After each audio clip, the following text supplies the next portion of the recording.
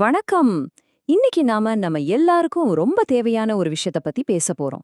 அதுதான் motivation.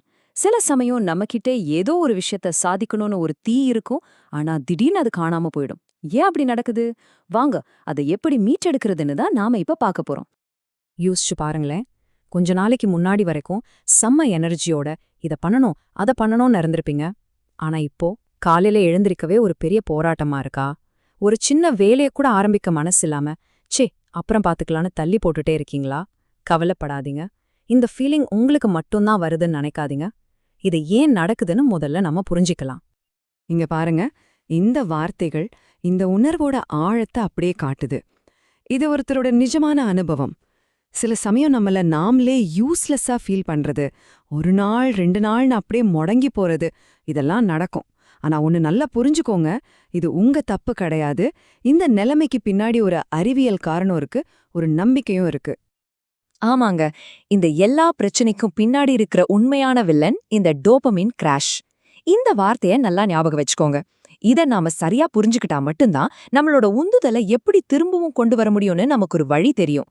So first இந்த டோபமின்னா என்னன்னு நம்ம புரிஞ்சுக்கலாமா? சரி, இப்போ டோபமைன பத்தி நம்ம எல்லாரும் ரொம்ப நாளா நம்பிட்டு இருக்கிற ஒரு பெரிய தப்ப முதல்ல உடைப்போம். நிறைய பேர் இத பிளெஷர் ஹார்மோன், அதாவது இன்ப ஹார்மோன்னு நினைச்சிட்டு இருக்காங்க. ஆனா அது உண்மையே இல்ல. சொல்லப்போனா அந்த தப்பான புரிதல் தான் எல்லா பிரச்சனைக்கும் காரணம். நல்லா கேளுங்க. டோபமைன் உங்களுக்கு சந்தோஷத்தை கொடுக்காது. ஆனா இத செஞ்சா சந்தோஷம் கிடைக்கும்னு ஒரு ஆசைய காட்டி ஒரு வேலையை செய்ய தூண்டும்.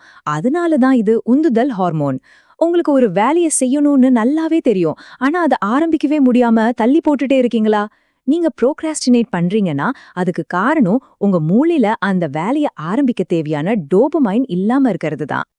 நம்ம மூளையில டோபமைன் 2 விதமா வேலை செய்யுது. ஒன்னு டானிக் டோபமைன். இதுதான் நம்மளோட பேஸ்லைன் மோட்டிவேஷன். எப்பவும் ஒரு மெல்லிய நீரோட்ட மாதிரி நம்ம பின்னாடியில ஓடிட்டே இருக்கோம். இன்னொன்னு தான் ரொம்ப ஆபத்தானது, ஃபேசிக் பர்ஸ்ட்.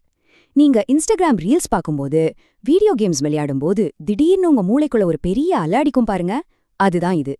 இந்த திடீர் எழுச்சி தான் நம்ம மூளையோட பேலன்ஸ மொத்தமா காலி பண்ணிடுது. இப்போ நம்மளுக்கே தெரியாம நம்ம மூளைய இந்த நவீன டெக்னாலஜி எல்லாம் எப்படி கடத்தி ஒரு முடிவே இல்லாத சரிவு சுழற்சிக்குள்ள தள்ளுதுன்னு பார்க்க போறோம். கொஞ்சம் ஷாக்கிங்கா இருக்கும், ஆனா ரொம்ப கவனமா கேளுங்க. நம்ம மூளையில டோபமைன் ப்ரிடிக்ஷன் எரர்னு ஒரு சூப்பரான சிஸ்டம் இருக்கு. அது என்ன பண்ணும்னா, ஒரு வேலைய செஞ்சா எவ்வளவு டோபமைன் படைக்கும்னு ஒரு எதிர்பார்ப்ப, ஒரு பார செட் பண்ணிக்கும். ஒரு கோல் போஸ்ட் மாதிரி ஒரு அளவுகோலை அதுவே வச்சுக்கும். இது ரொம்ப இயல்பான நல்ல விஷயம்தான். ஆனா இங்கதான் ஒரு சிக்கல் வருது. இந்த சுழற்சிய கொஞ்சம் நிதானமா புரிஞ்சுக்கோங்க.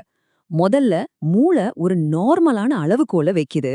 ஆனா நீங்க ஒரு ரீல் பார்க்கும்போது அது எதிர்பார்த்ததை விட பல மடங்கு டோபமைனை கொடுக்குது. உடனே மூளை அந்த அளவுகோலை இன்னும் ஏத்தி வைக்குது. அடுத்த ரீல் அதை விட அதிக டோபமைனை கொடுக்குது. இப்போ அளவுகோல் இன்னும் மேல போகுது. இப்படியே போகும்போது ஒரு கட்டத்துல அந்த உயரமான அளவுகோலை அடையிற அளவுக்கு நம்ம மூளையால டோபமைனை சுரக்கவே முடியாம போயிடும். இங்கதான் அந்த கிராஷ் நடக்குது. இந்த கிராஷ் நடந்தா என்ன ஆகும் தெரியுமா? முதல்ல உங்க அடிப்படை டோபமைன் டோனிக் லெவல் அப்படியே குறைஞ்சிரும். இதனால சாதாரண விஷயங்கள்ல கூட உங்களுக்கு சந்தோஷமோ ஆர்வமோ வராது. இது அதிகமா சர்க்கரை சாப்பிடுற மாதிரி தான். தொடர்ந்து ரொம்ப இனிப்பா சாப்பிட்டா அப்புறம் பழங்களோட இயற்கையான இனிப்பு கூட நமக்கு சுவைக்காது இல்லையா? அதே நிலைமை தான் மூளைக்கும். கடைசியில இது நம்பிக்கையின்மை, எதையும் செய்ய பிடிக்காத ஒரு விரக்தி, சில சமயம் வாழ்க்கையே அர்த்தம் இல்லாதது மாதிரி மோசமான உணர்வுகளுக்கு கொண்டு போய் விட்டுடும். சரி, இவ்ளோ நேரம் பிரச்சனைய பத்தி பேசிட்டோம். இப்போ தீர்வுக்கு வரலாம். பயப்படாதீங்க, இதுக்கு ஒரு தீர்வு இருக்கு.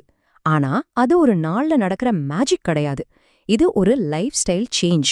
இது ஒரு 100 மீட்டர் ஓட்டப்பந்தயம் மாதிரி வேகமா ஓடி முடிக்கிற விஷயம் இல்லைங்க. இது ஒரு மாரத்தான் மாதிரி பொறுமையா ஆனா உறுதியா நாம பயணிக்க வேண்டிய ஒரு பாதை. இந்த ஸ்லைட்ல இருக்கிற வரிதான் இந்த முழு பயணத்திற்கும் முக்கியமான விதி. இது ஒரு வாரம் இன்ஸ்டாகிராமை விட்டு விலகி இருக்கிறது இல்ல. இது உங்க மூளையோட கெமிஸ்ட்ரியை சரி செய்ய போற ஒரு முழுமையான வாழ்க்கை முறை மாற்றம். இத உங்க மனசுல ஆழமா பதிய வச்சுக்கோங்க. இந்த பயணத்தை ஆரம்பிக்கிறதுக்கு முன்னாடி நீங்க உங்களுக்கு நீங்களே கேட்டுக்க வேண்டிய ஒரே ஒரு கேள்வி இதுதான். உங்க வாழ்க்கையோட அர்த்தமுள்ள நோக்கம் என்ன? எதுக்காக நீங்க ஓடணும்? அது உங்க குடும்பமா இருக்கலாம், உங்க கனவா இருக்கலாம், இல்ல நீங்க அடைய நினைக்கிற ஒரு பெரிய லட்சியமா இருக்கலாம். அந்த நோக்கம் தெளிவா இல்லைன்னா இந்த டீடாக்ஸ்ல நீங்க தோத்துடுவீங்க. அதனால முதல்ல உங்க நோக்கத்தை ஒரு பேப்பர்ல எழுதுங்க. கொஞ்சம் நேரம் எடுத்துக்கோங்க, ஆனா அது கண்டிப்பா பண்ணுங்க. ஓகே, இப்போ முதல் படி, நாம செஞ்சே ஆக வேண்டிய விஷயம். அதிக டோபமைனை செயற்கையா சுரக்க வைக்கிற எல்லா விஷயங்களையும் நிறுத்தணும். ஆமா, ரீல்ஸ், யூடியூப் ஷார்ட்ஸ், பான், வீடியோ கேம்ஸ், வெப் சீரிஸ்னு எல்லாத்துக்கும் ஒரு பெரிய கும்பிடு போட்டுடுங்க. சோஷியல் மீடியால கிடைக்கிற லைக்ஸ் கமெண்ட்ஸ்க்காக ஏங்குற பழக்கத்தையும் விடணும். இது கஷ்டம்தான் எனக்கு தெரியும், ஆனா இதுதான் முதல் படி. இதுக்கு ஒரு ரொம்ப சிம்பிளான ஆனா பவர்ஃபுல்லான உத்தி தான் இந்த 2 ஃபோன் ஸ்ட்ராட்டஜி.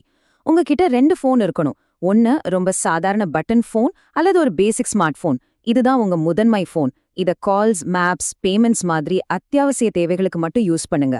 உங்க மெயின் ஸ்மார்ட் போனை 2வது ஃபோனா வச்சு அதை ஒரு நாளைக்கு குறிப்பிட்ட நேரத்துக்கு மட்டும் கட்டுப்பாடுகளோட பயன்படுத்துங்க.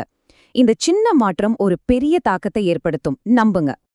அடுத்தது, நம்ம உடலையும் உணர்ச்சிகளையும் சரி செய்யணும். டோபமைனை தேடுறத விட்டுட்டு மத்த நல்ல ஹார்மோன்களை உற்பத்தி பண்ணணும். அதுக்கு 3 வழிகள் இருக்கு.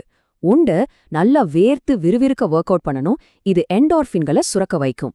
2, நண்பர்கள், குடும்பத்தினருடன் நேர்ல பேசி பழகணும். இது செரோட்டோனின், ஆக்சிடோசின் சுரக்க உதவும். 3வது, ரொம்ப ரொம்ப முக்கியமானது, தினமும் சரியா தூங்கணும். இதுல எந்த ஒரு காம்ப்ரமைஸும் கிடையாது. இந்த ஸ்லைட்ல இருக்கிற மாதிரி ஒரு ஃபீலிங் உங்களுக்கு வேணுமா? அப்போ ஒர்க் அவுட் பண்ணுங்க. வலிக்கிற அளவுக்கு கடினமா உடற்பயிற்சி செய்யும்போது சுரக்கிற என்டார்ஃபின் தான் உண்மையான ஹை. ஒர்க் அவுட் முடிச்சதும் நான் தான் பாஸ், எதையும் சாதிக்க முடியும்னு ஒரு தெம்பும் தைரியமும் வரும். அந்த உணர்வுக்காக நம்ம உழைக்கணும். 3வது படி, நம்ம சாப்பாடு. அதிக தூண்டுதல் தர்ற உணவுகளான சர்க்கரை, ஃபாஸ்ட் ஃபுட், ஜங்க் ஃபுட், பால் பொருட்கள் இது எல்லாத்தையும் அவாய்ட் பண்ணணும். அதுக்கு பதிலா நிறைய காய்கறிகள், புரோட்டீன் நிறைஞ்ச இயற்கையான உணவுகளை சாப்பிடணும். காலையில ஒரு பிளாக் காஃபி குடிக்கிறது டோபமைன் அளவை கொஞ்சம் சீராக்க உதவும். ஆனா நிச்சயமா இது ஒரு பொதுவான வழிகாட்டுதல் தான். உங்க உடம்புக்கு எது சரின்னு ஒரு மருத்துவ நிபுணர்கிட்ட கேட்டுக்கிறது எப்பவுமே நல்லது. இப்போ நாம இந்த பகுதியோட நிறைவுக்கு வந்திருக்கோம். நம்மளோட அல்டிமேட் நோக்கம் என்னன்னா, வெளியிலிருந்து கிடைக்கிற சின்ன சின்ன தற்காலிக சந்தோஷங்களை துரத்துறத நிறுத்திட்டு நமக்குள்ளே இருக்கிற ஒரு நிலையான உண்மையான உந்துதல் சக்தியை கண்டுபிடிக்கிறது தான். நான் உங்களுக்கு ஒரு ரகசியம் சொல்றேன். இன்னைக்கு உலக அளவுல சக்சஸ்ஃபுல்லா இருக்கிற சாதனையாளர்கள், தொழில் முனைவோர்கள் யாரும் இந்த டோபமைன் பொறிகள்ல சிக்கறதே இல்ல.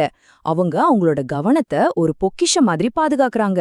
அவங்க உருவாக்குற தளங்களுக்கு அடிமையா இருக்கிறது நாம தான். இந்த உண்மையை நாம புரிஞ்சுக்கணும். இந்த மேற்கோள் ரொம்ப ஆழமானதுங்க. சந்தோஷத்தையும் உற்சாகத்தையும் அந்த ஹையையும் வெளியில தேடாதீங்க. உங்களுக்குள்ளேயே ஒரு பெரிய சக்தி, ஒரு அற்புதமான போதை இருக்கு. உடற்பயிற்சி மூலமா கிடைக்கிற அந்த என்டார்ஃபின் ஃபீலிங் தான் அது. அத ஒரு முறை நீங்க உணர்ந்துட்டா வெளியிலிருந்து கிடைக்கிற எந்த ஒரு தூண்டுதலும் உங்களுக்கு ரொம்ப சின்னதா தோணும். உங்களுக்குள்ளே திரும்புங்க. கடைசியா இந்த ஒரு கேள்வியோட நான் உங்களை விட்டுட்டு போறேன். இன்னைக்கு ஒரு முடிவெடுங்க. உங்களோட வாழ்க்கைக்கு அர்த்தம் கொடுக்கிற அந்த ஒரு நோக்கம் எது? அதை நோக்கி ஓட ஆரம்பிங்க. அந்த ஓட்டத்துல கிடைக்கிற உந்துதல் தான் உண்மையானது, நிலையானது. எந்த அர்த்தமுள்ள நோக்கத்தை நோக்கி நீங்க ஓட போறீங்க? யோசிங்க.